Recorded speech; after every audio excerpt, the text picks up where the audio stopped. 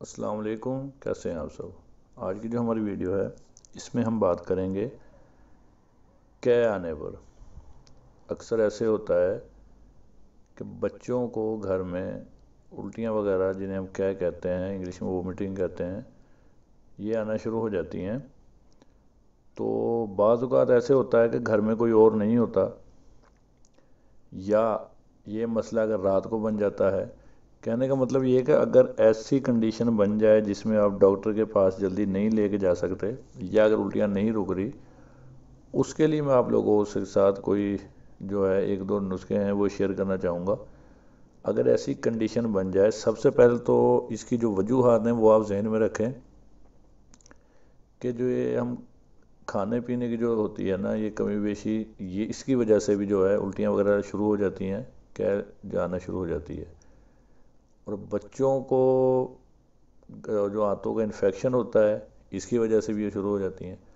اب اس کا نقصان یہ ہوتا ہے کہ جب بندہ کر رہا ہوتا ہے نا، جو مریض ہوتا ہے، بچہ ہو بڑا ہو، وہ جو کمزور دکھائی دیتا ہے، سست دکھائی دیتا ہے، اس لیے ہم دیکھ کے پریشان ہو جاتے ہیں کہ پتہ نہیں کیا ہو گیا۔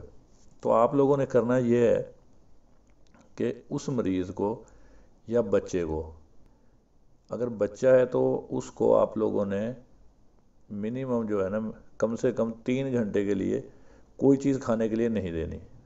اگر بڑا ہے تو آپ کم سے کم 5 گھنٹے کی احتیاط کریں۔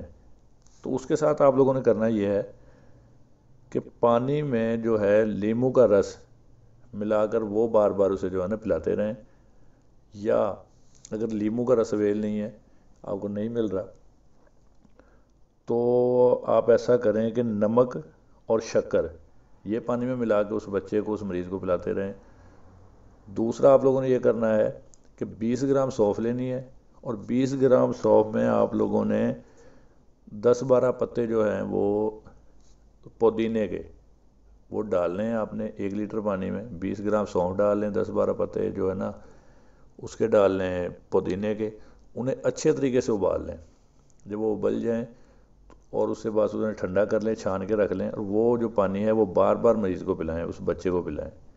تیسرا ٹوٹکا آپ نے یہ کرنا ہے، پودینہ ہے، اسے گرینڈ کر کے اس کا جو ہے نا رس نکال لیں، اور 1 گلاس پانی میں جو ہے 4 سے 5 بوند جو ہے نا پودینے کا رس وہ ٹپکا کے وہ بار بار اسے پلائیں۔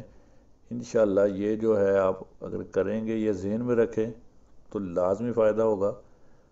اور اس سے بعد آپ کو اتنا ٹائم مل جائے گا، ایک تو اس کی الٹیاں وغیرہ جو ہے وومیٹنگ اسے ہو رہی ہے وہ رک جائے گی، اور آپ ایزی ہو کے اسے جو ہے نا ڈاکٹر کے پاس لے جا سکتے ہیں بعد میں۔